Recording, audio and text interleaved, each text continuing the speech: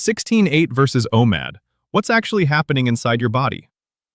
So you skipped breakfast this morning, secretly daydreaming about pancakes, and somehow still saw zero change in the mirror.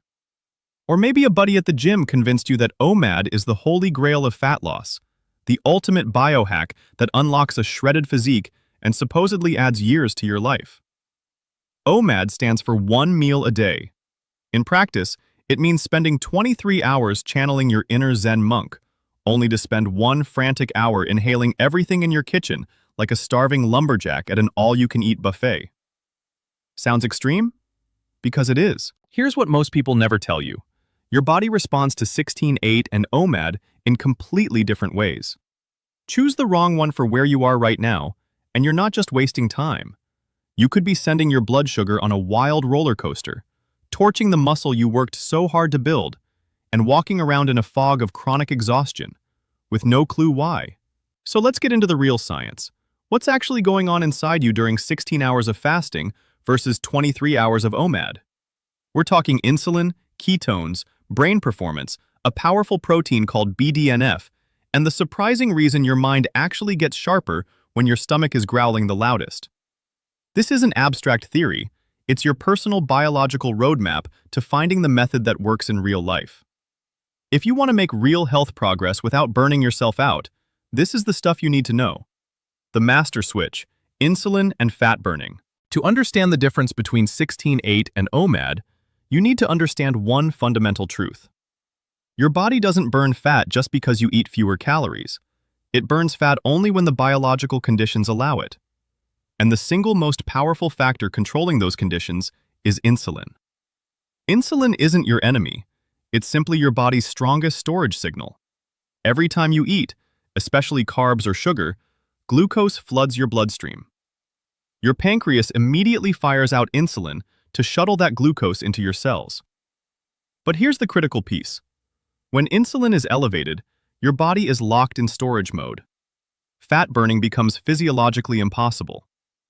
The fat inside your fat cells is sealed up like cash in a vault, and insulin holds the only key. Only when you go long enough without eating does insulin drop to a level that lets your body unlock that vault. Once that happens, your body first taps into the sugar stored in your liver, called glycogen. But your liver can only hold about 80 to 100 grams of it. That's barely enough to fuel a morning jog. After roughly 10 to 14 hours without food, those glycogen reserves run dry. And that's the moment the metabolic switch flips. Your body transitions from burning glucose to burning fat. Fat cells release fatty acids into the bloodstream, and those fatty acids travel to the liver, where something remarkable happens. The liver doesn't just burn the fat. It converts those fatty acids into a special, premium fuel source, ketones. Ketones, your brain's favorite fuel. Ketones aren't just a weight loss byproduct. They're an extraordinarily clean, stable, and brain-friendly energy source. When you enter this fat-burning state, you're not just dropping body fat. You're fundamentally changing how your entire system operates. Your brain shifts to running on ketones, and many people describe this as a state of almost crystalline mental clarity. Sharper focus, faster thinking, deeper concentration. This isn't placebo. This is evolutionary biology doing exactly what it was designed to do. Our ancestors routinely went long stretches without food. If their brains had gone foggy and slow during those periods, our species simply wouldn't have made it. So the human body evolved to become more cognitively alert during a fast, not less.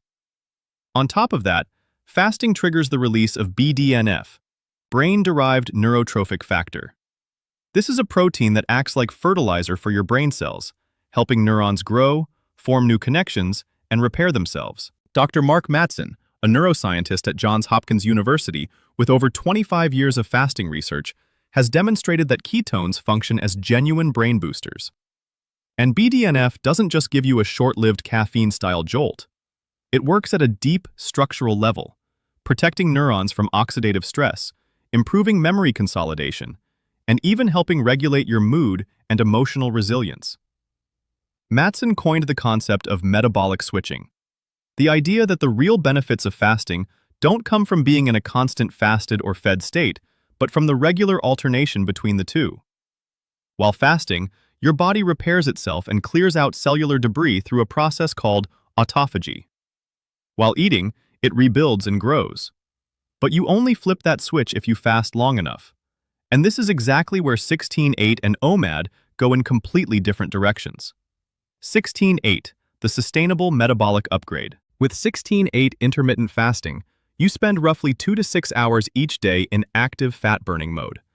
It's a deliberate biological rhythm, quiet, consistent, and surprisingly powerful, without requiring punishing workouts or radical lifestyle changes.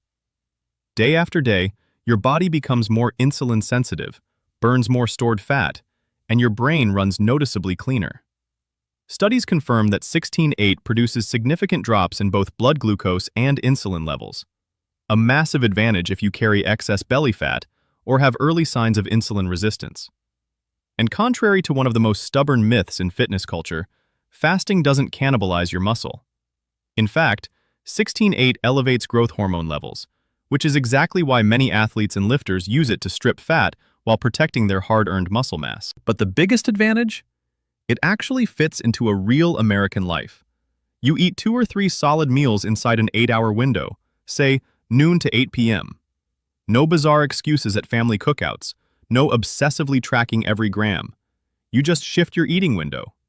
Bonus, 16-8 dramatically improves sleep quality.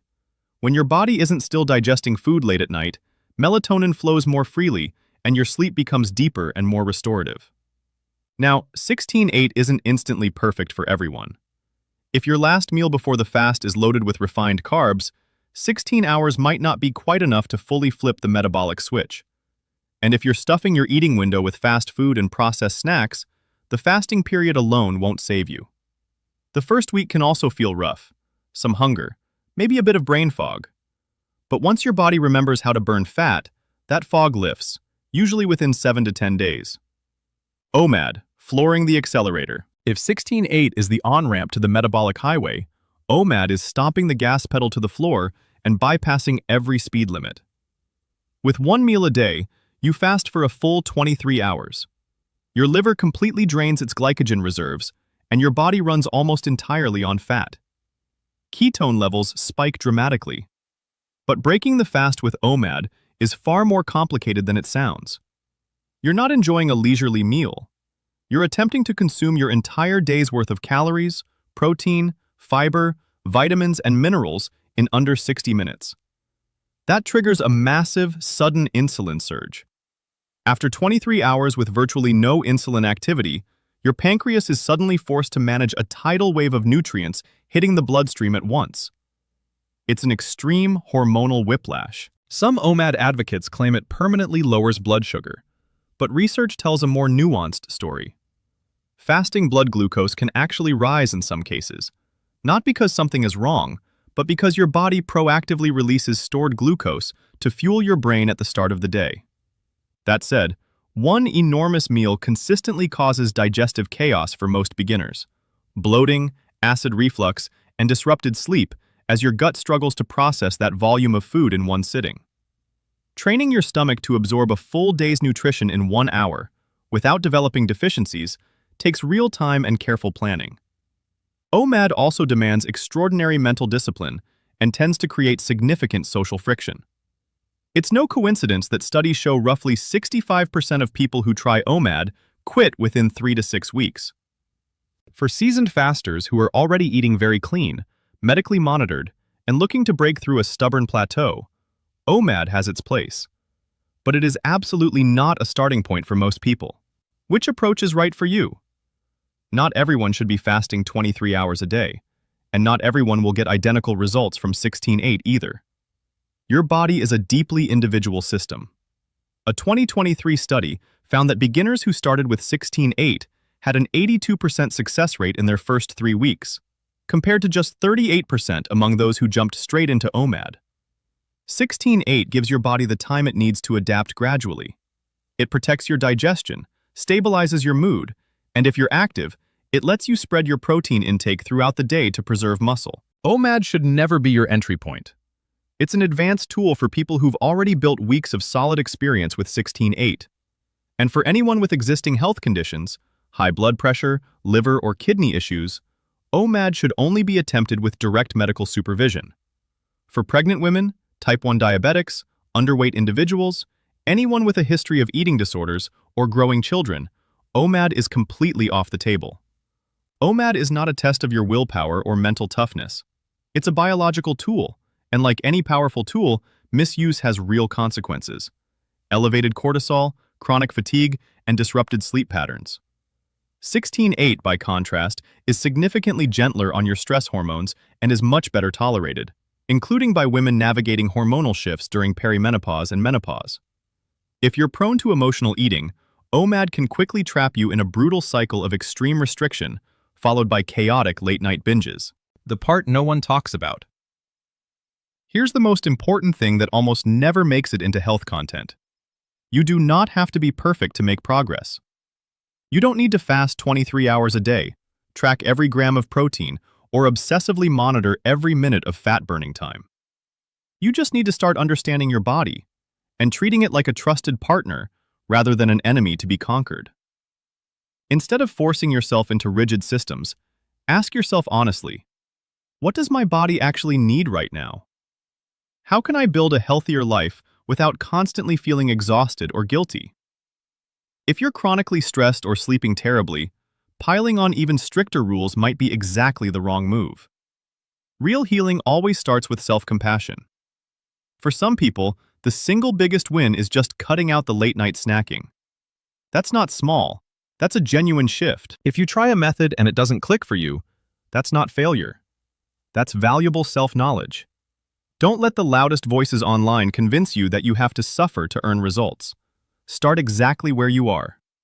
Every small step toward recognizing real hunger versus emotional hunger is meaningful progress. Fasting isn't self-punishment. It isn't a war against your own will. Done right, it feels calm. You eat with presence, without rushing, not just to get full, but to genuinely nourish yourself. Health isn't a number on the scale. It's the clarity in your head in the morning, the deep, uninterrupted sleep, the comfortable digestion, the quiet, profound feeling that your body is your teammate, not your burden. If today wasn't perfect, just tell yourself, I'm doing well. We keep moving forward, gently. You don't have to overhaul your entire life overnight.